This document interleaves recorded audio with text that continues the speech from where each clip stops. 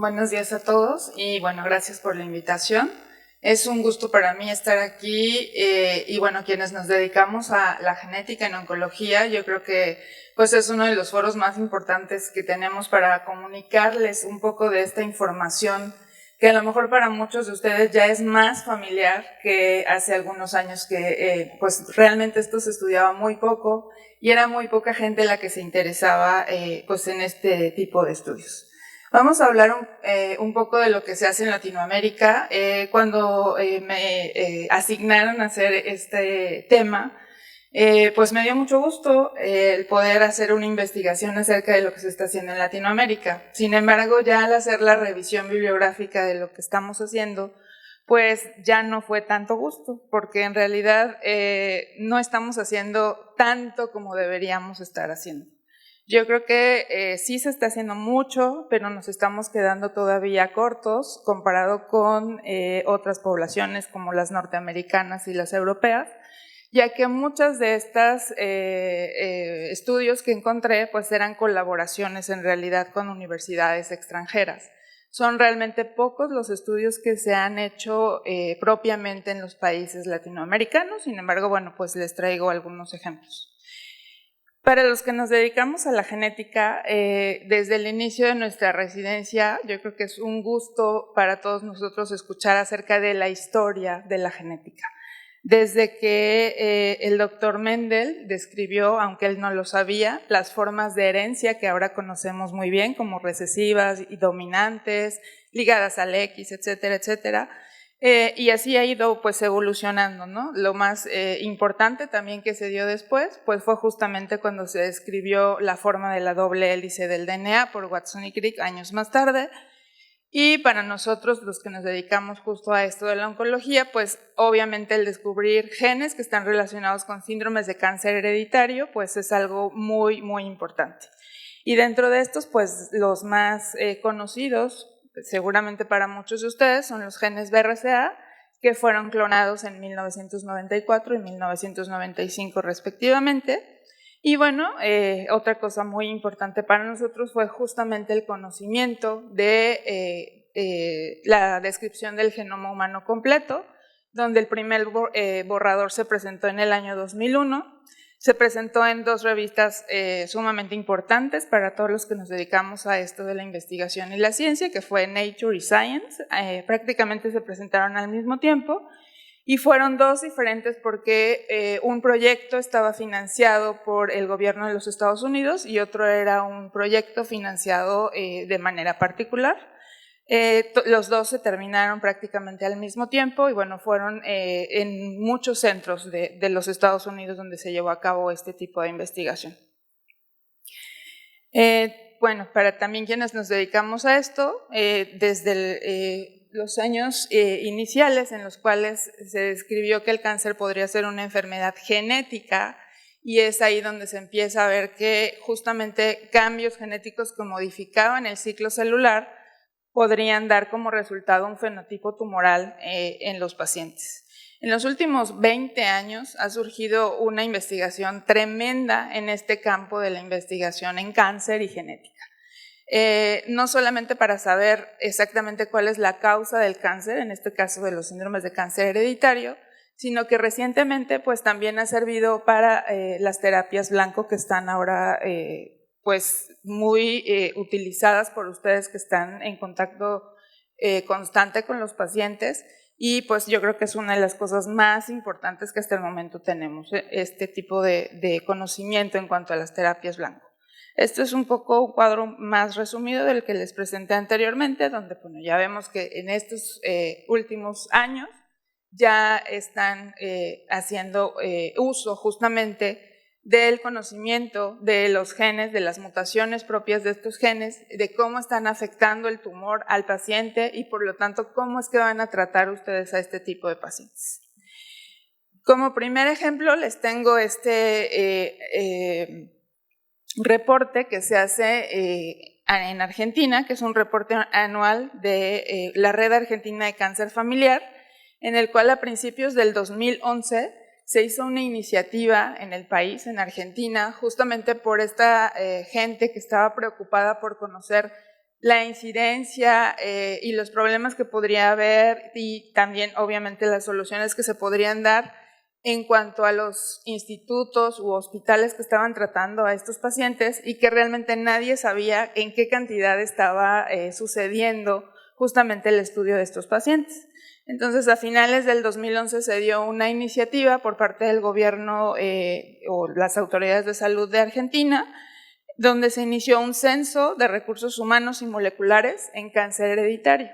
Entonces, desde el 2011 al momento, bueno, ya se tienen reportes anuales que ha estado haciendo esta red y el objetivo de ellos fue mejorar la detección, manejo, prevención de grupos de alto riesgo en cáncer.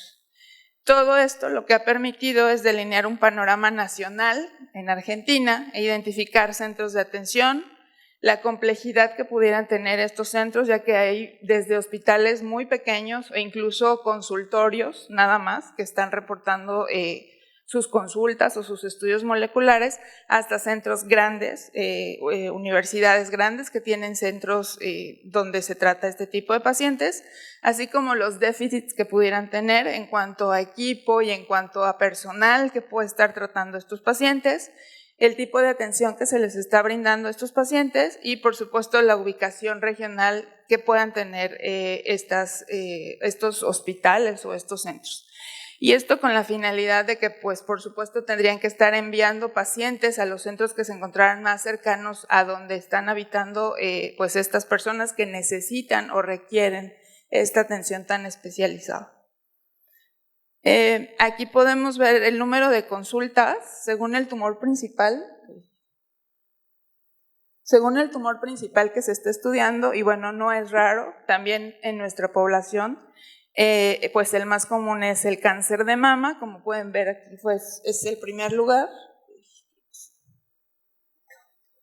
Y está seguido por cáncer colorectal y así sucesivamente otros tumores. Para nuestra población prácticamente es el mismo tipo de consulta. En el instituto nuestro primer lugar de consulta justamente es el cáncer de mama y cuando vemos el número de estudios moleculares que solicitaron, pues también en primer lugar vamos a ver justamente al cáncer de mama hereditario, donde se hacen los genes más comunes, que es BRCA1 y BRCA2. Y en segundo lugar, el cáncer colorectal hereditario, donde prácticamente lo que hacen es un panel donde se incluyen los genes que están involucrados en el síndrome de Lynch y, bueno, ya en lugares posteriores, otros tipos de tumores. En cuanto a los estudios solicitados por gen, ya vimos que entonces el síndrome de Lynch lo solicitan como un panel donde están involucrados los 5 genes o 4 genes principales que están involucrados en el síndrome de Lynch. Fueron 31 paneles los que se solicitaron. Estos fueron mediante secuenciación de nueva generación y muy poco frecuentes se solicitaron genes aislados, o sea, cada uno de los genes de manera aislada en los pacientes que se estudiaron. Del total de estudios solicitados en los genes BRCA1 y BRCA2, que fueron 721, el 78% van a corresponder a una secuenciación completa de ambos genes, que pudo ser una secuenciación directa de tipo Sanger o por secuenciación de nueva generación, que realmente es lo que ahora se recomienda porque reduce muchísimo los tiempos en los que se les puede entregar resultados a las pacientes. Un 14% correspondió a grandes rearreglos, que se utilizó otra técnica diferente que está justamente diseñada para buscar estos grandes rearreglos, que es el MLPA, y un 7% correspondió a un panel de 3 mutaciones, que ya conocemos muy bien en una etnia, que son los judíos askenazí, en donde ya dirigidamente se hace la búsqueda solamente de estas 3 mutaciones que son pues muy conocidas ya en estos judíos askenazí.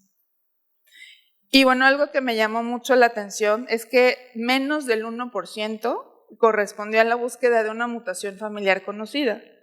La mayoría de las veces las pacientes buscan el asesoramiento genético y las pruebas moleculares.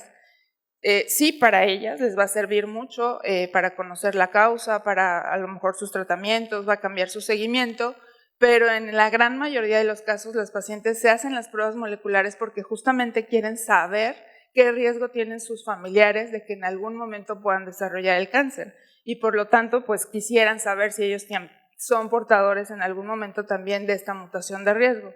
Entonces, pues sí es de llamar la atención que una vez que ya se tenía conocida la mutación, menos del 1% corresponde justamente a estos pacientes que se hacen la prueba de manera presintomática. De estos reportes también 2/3 van a corresponder a síndrome de cáncer de mama ovario hereditario. Como ya mencionamos, los 2 genes más comunes van a ser BRCA1 y BRCA2, 20% a síndrome de Lynch, donde pues, son los 4 genes que principalmente conocemos como los causantes del síndrome, y en menor proporción van a ser otros genes, como son APC, MUTIH y Lifraumeni con P53, RET para neoplasia endocrina múltiple y el gen BHL para la enfermedad de von Hippel-Lindau. Entonces, cuando vemos esta gráfica, vemos que la proporción de estudios solicitados por síndrome, pues la gran mayoría va a corresponder, como ya vimos, a cáncer de mama y cáncer de ovario hereditario, seguido por cáncer colorectal. Aquí hay otra cosa que también nos debe llamar la atención en cuanto al número de consultas atendidas y número de estudios moleculares que están solicitados por cada institución. Realmente esto debería corresponder en números iguales, ¿no? Números iguales de consultas dadas y números iguales de estudios solicitados. Sin embargo, podemos ver que en la gráfica hay algunas instituciones en las cuales los pacientes ya llegaron con un estudio molecular a la consulta. Entonces, ¿quién le solicitó ese estudio molecular? ¿En qué momento se hizo este estudio molecular? ¿Cuáles fueron las razones para hacer el estudio molecular? Entonces, aquí estamos viendo que están haciendo estudios moleculares sin que esos pacientes hayan recibido asesoramiento genético previo. Entonces, bueno, eso sí es algo que también debemos tener muy en cuenta. Por ejemplo, de la sala, ¿cuántos de ustedes han enviado a sus pacientes a hacer estudios moleculares? Sí. ¿Ustedes? Sí. ¿Y cuántos los han mandado a asesoramiento genético previo?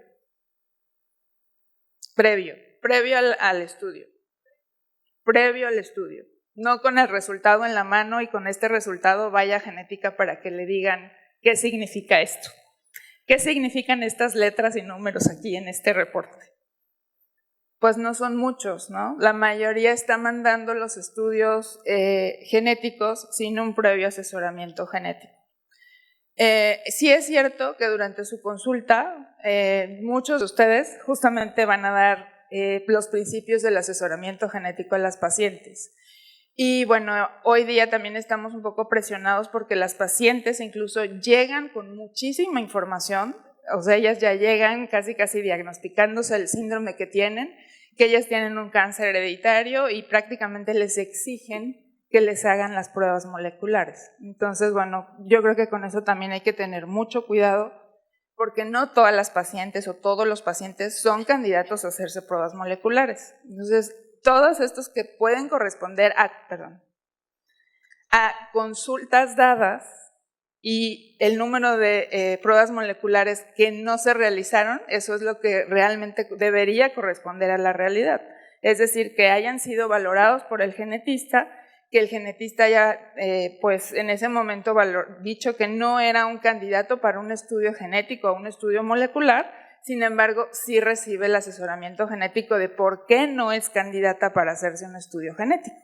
Entonces aquí sí debería haber como esa inversión en cuanto al número de consultas y el número de estudios genéticos que se han solicitado a las pacientes. Y bueno, en cuanto al número de mutaciones reportadas según el gen, pues también ya vimos que BRCA1 y BRCA2, tanto pues por la frecuencia que tienen como por el número de estudios que se solicitan, que es el estudio más solicitado, pues va a corresponder justamente al mayor número de mutaciones reportadas. Otro ejemplo que les tengo es unos estudios que se hicieron en Colombia, donde bueno, también como en otras áreas de América Latina, la población pues es muy diversa. Es el tercer país más poblado de América Latina en el censo del 2014, con 47 millones de habitantes.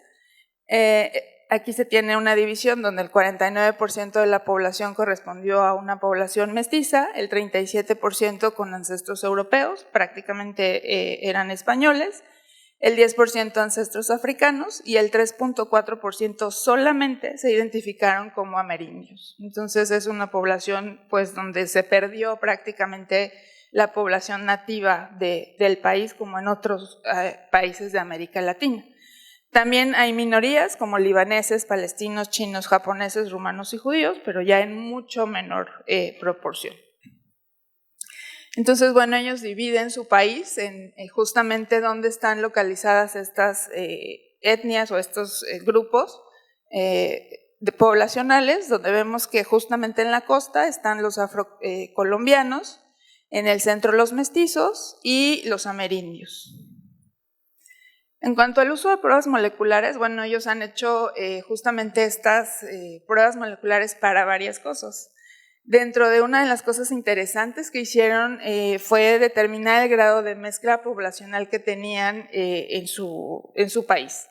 Entonces hicieron un estudio en la región de Antioquía, donde el 94% de los marcadores del cromosoma Y correspondieron a ancestros europeos y el 90% del DNA mitocondrial fue amerindio. Pues esto no es ninguna sorpresa, lo que quiere decir es que justamente los españoles llegaron y se mezclaron con las nativas de Colombia, ¿no? Entonces justamente se perdió el Y de los amerindios y la razón que ellos dan pues es que generalmente ellos morían durante la guerra o estaban de esclavos. Entonces pues las mujeres nativas se estaban mezclando con los españoles que llegaron a conquistar.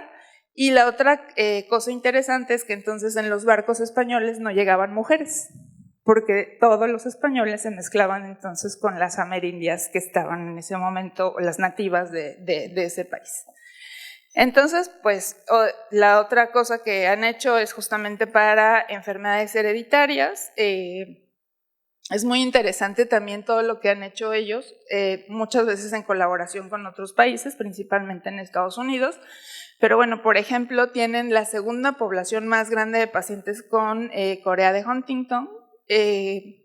Tienen registros de enfermedades metabólicas bastante buenos, registros de malformaciones congénitas y bueno, ellos cuentan con un laboratorio estatal, el cual pues no tiene muchos recursos, como muchos de los que tenemos a lo mejor en algunos estados de nuestro país, pero según la Asociación Colombiana de Genética Humana existen 17 laboratorios que están dedicados a realizar estudios moleculares y que cuentan con secuenciación de nueva generación, pueden realizar diagnóstico preimplantación y farmacogenómica.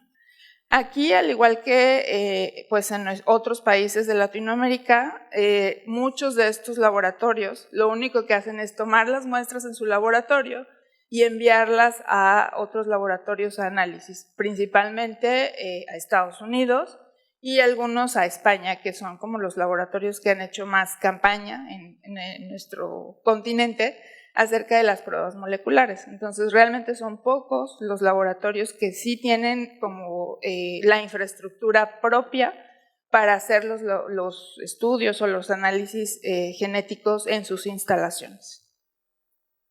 Y bueno, otro ejemplo que es también muy interesante es lo que sucedió en Brasil, donde en el 2001 se dieron cuenta que en la región sur de Brasil pues había niños en los cuales se diagnosticaba tumores adrenocorticales 10 a 15 veces más que en otras poblaciones mundiales. Entonces, bueno, empezaron a hacer estudios y análisis genéticos de esta población.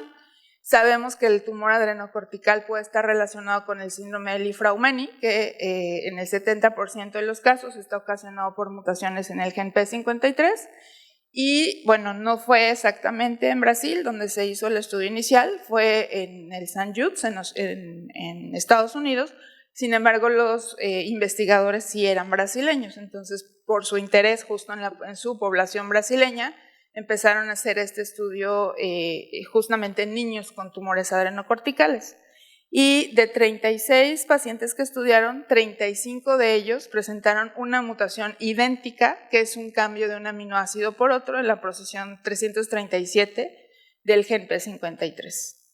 Y bueno, esto es debido al cambio de una base por otra, justamente en la secuencia que ven en la parte de abajo. Una vez que ellos hicieron este descubrimiento, ahora se hace un tamizaje justamente en esta parte sur de Brasil, en donde a todos los niños que nacen se les busca esta mutación, como si hicieran un tamiz neonatal, pero bueno, ahora incluyen esta mutación. Y se ha encontrado que aproximadamente en el 0.3% de la población sur de Brasil esta mutación está presente. Entonces eso es muy importante porque desde etapas muy tempranas, justamente hablando de la prevención que se mencionaba al inicio de este congreso, pues es una de las cosas que se pueden hacer. Una vez que saben que estos niños tienen un riesgo elevado de desarrollar cáncer en alguna etapa de su vida, sobre todo adrenocortical, pues reciben una atención y un seguimiento muy especial desde etapas muy tempranas de su vida.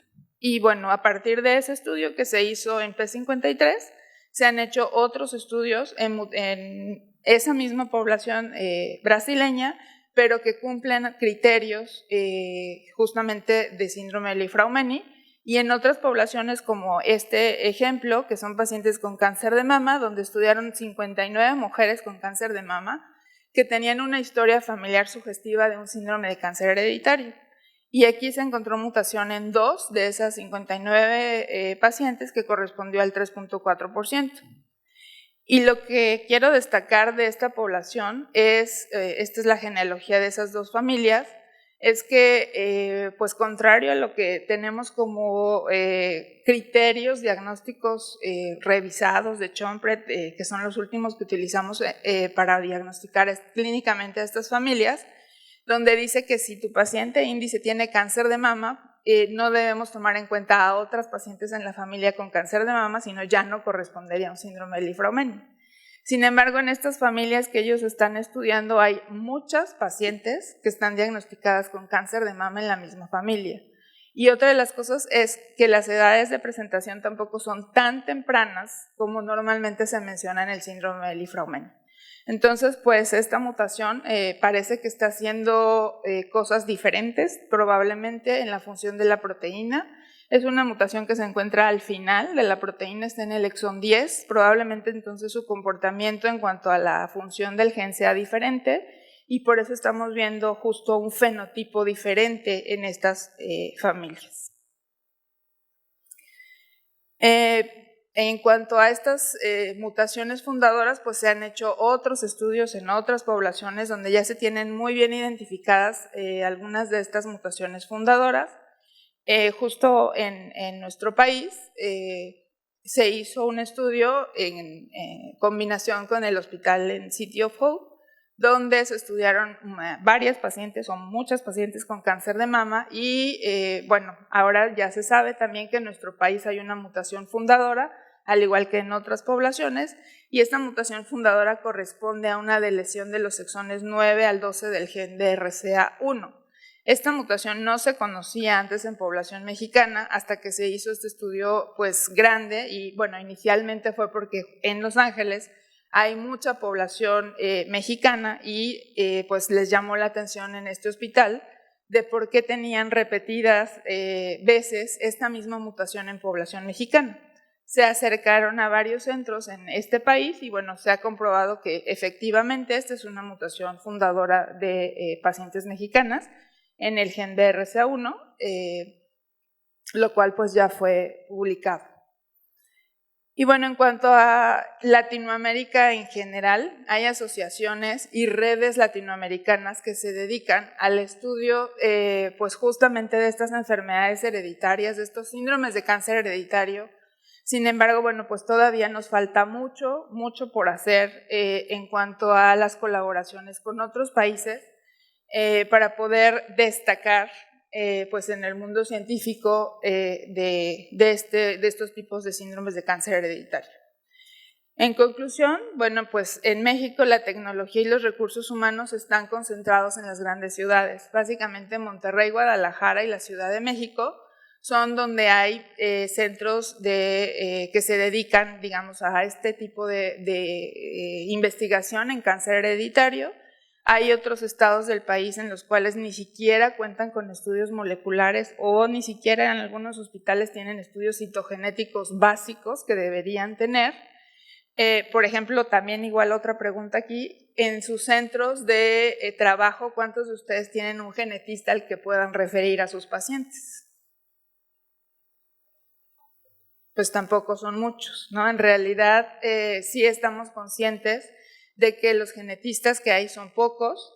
Tenemos en el registro del Consejo Mexicano de Genética solo 210 genetistas activos y bueno, pues están repartidos en todo el país, aunque están concentrados justamente en estos centros en estos estados que yo les menciono. Entonces, pues sí es difícil que puedan referir tal vez pacientes a la consulta de genética.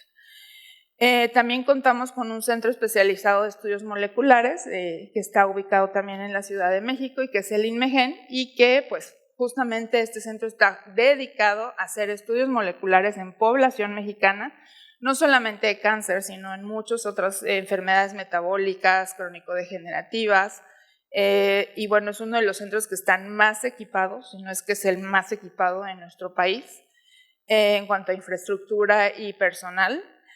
Y bueno, yo creo que falta mucha colaboración entre instituciones y sobre todo entre países. Afortunadamente en el Instituto de Cancerología pues se está abriendo justamente a hacer otros centros satélites, digamos de alguna manera, de este tipo de investigaciones que estamos realizando en cuanto a estos síndromes de cáncer hereditario. También falta mucha inversión en investigación. El hacer investigación en cáncer y en cáncer hereditario pues no es barato. En general los equipos son bastante caros. Los insumos también no son baratos, entonces bueno, también nos falta justamente hacer esta inversión. Y una de las cosas importantes de las que pues ya habíamos comentado también con el doctor Samuel Rivera es la comunicación, ¿no? Entonces, si no hay comunicación ni siquiera en el instituto donde estamos trabajando, con toda la gente que está involucrada pues en el trato de las pacientes con cáncer hereditario, de todos los pacientes con cáncer hereditario, pues no vamos a poder ayudar justamente a los pacientes ni a las familias que necesiten estos estudios moleculares y que necesiten asesoramiento genético. Muchas gracias.